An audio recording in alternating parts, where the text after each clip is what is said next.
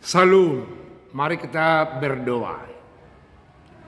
Damai sejahtera yang melampaui setiap akal dan pikiran manusia, kiranya menyertai saudara-saudara sekalian di dalam Kristus Yesus Tuhan kita yang hidup itu. Amin. Firman Tuhan buat saudara-saudara yang kekasih dalam minggu ke-7 setelah Trinitatis pada hari ini terambil dari Matius 13 ayat yang ke-31 sampai ayat yang ke-35. Dikatakan firman Tuhan demikian. Perumpamaan tentang biji sesawi dan ragi. Yesus membentangkan suatu perumpamaan lain lagi kepada mereka. Katanya, hal kerajaan sorga itu seumpama biji sesawi yang diambil dan ditaburkan orang di ladangnya.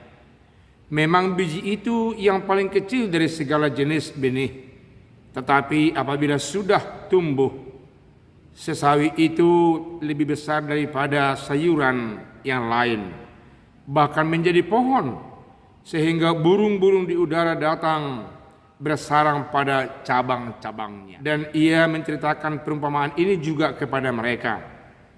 Hal kerajaan sorga itu seumpama ragi yang diambil seorang perempuan dan diadukkan ke dalam tepung terigu 3 sukat sampai khamir seluruhnya.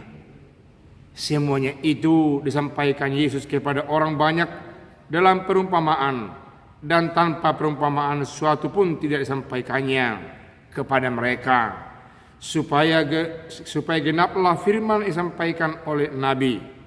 Aku mau membuka mulutku mengatakan perumpamaan. Aku mau mengucapkan hal yang tersembunyi sejak dunia dijadikan. Demikian firman Tuhan.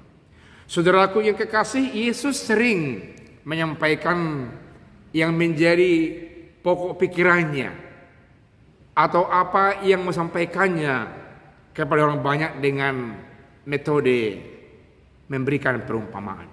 Kali ini sering disebut orang perumpamaan yang kembar, perumpamaan yang seolah-olah sama dan seimbang dan saling membantu pemahaman untuk mencapai tujuan yang dimaksudkan oleh Tuhan Yesus. Pertama, dia mengatakan kepada orang banyak itu bahwasanya hal kerajaan Allah sama seperti biji sesawi. Kecil bukan?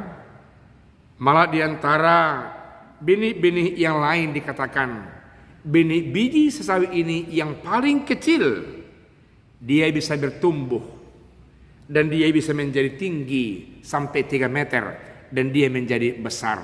Malah dikatakan bahwasanya sesawi ini setelah dia besar, dia bisa menjadi sarang burung dari berbagai arah dan bertengger di atasnya.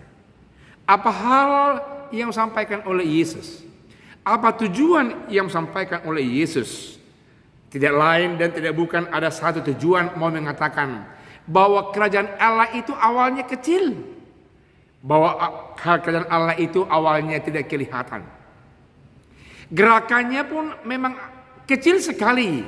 Kalau Yesus menghunjuk kepada pribadinya yang dimulai berkhotbah dari rumah ke rumah, dari jalan ke jalan di tepi Danau Galilea, tentunya memang misi itu kecil, tapi ingat, dia bertumbuh pasti dan menjadi mekar, besar, dan menjadi sebuah sarang untuk orang percaya, dinaungi oleh Allah lewat Yesus Kristus, dan yang bernaung di dalamnya berbahagia.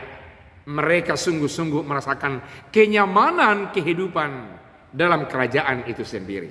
Saudaraku yang kekasih, Yesus mau mensugesti orang-orang banyak bahwa misi kerajaan, pengajaran pendidikan yang dia bawa tidak perlu diragukan, karena itu sekarang kecil, tapi esok hari akan menjadi besar.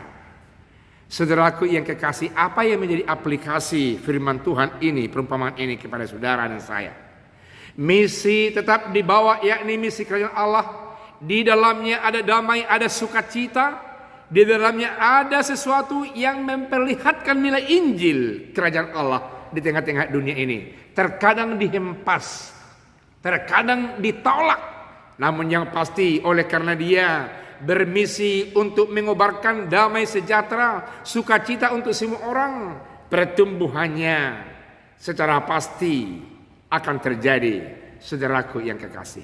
Malah di dalamnya orang akan banyak datang dari berbagai arah, dari berbagai bangsa, rindu untuk mendengarnya, rindu untuk membicarakannya, rindu untuk mengalami di dalam kehidupannya. Ternyata Yesus tidak berhenti sampai di situ. Dia semakin menandaskan perumpamaan itu dengan mengangkat kembali perumpamaan kedua sebagai kembar perumpamaan dari biji sawi itu, yakni soal ragi. Dalam kehidupan orang di Palestina, orang hidup dengan makanan roti. Roti itu diadon. Adonan itu meski dibuat di kelilingnya itu semacam katakanlah ragi atau yang lain yang bisa mengkamirkan semua tepung, yang bisa menyatu setelah dia diadon, dan ragi itu mengembangkan, mendesak, mempengaruhi tepung-tepung itu sehingga dia berkembang dan menjadi besar dan enak dimakan oleh umat manusia. Kerajaan Allah tadi pertama dikatakan bagaikan biji sawi yang tidak atau sulit kelihatan, tapi perkembangannya pasti. Malah setelah berkembang, dia menjadi tempat orang untuk bernaung, merasakan indahnya hidup di tengah-tengah dunia yang dirangkul oleh kerajaan Allah itu. Namun demikian indikasinya dia meski memberi pengaruh pengembangan, ada pembaharuan ke arah yang positif, pembaharuan yang sama-sama dirasakan oleh orang sekitar. Itu indikasi, itu pertanda bahwa kerajaan Allah hadir dan memberikan sesuatu pengaruh yang baik terhadap lingkungan.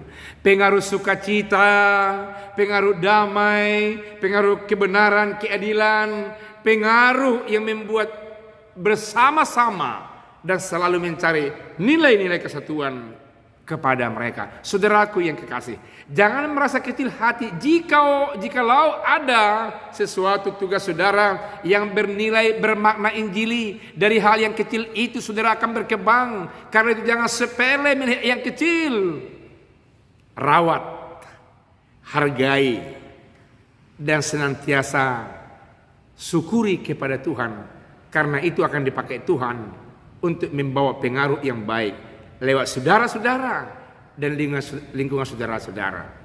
Firman Tuhan ini diberikan tema beriman dan bertumbuh di dalam Tuhan.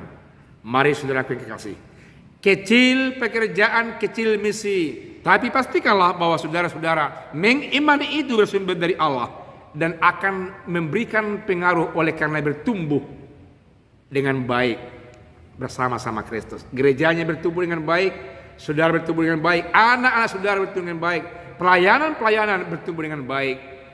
Amin. Kita berdoa. Terima kasih atas firman Tuhan yang meyakinkan, memekarkan kembali iman percaya kami bahwa kerajaan Allah, nilai Injili yang kami emban, sekalipun kecil akan terjamin pertumbuhannya, malah akan memberikan pengaruh kepada dunia sekitar, pengaruh yang baik yang membawa sukacita. Terima kasih atas sabdamu. Dalam nama Yesus kami berdoa. Amin.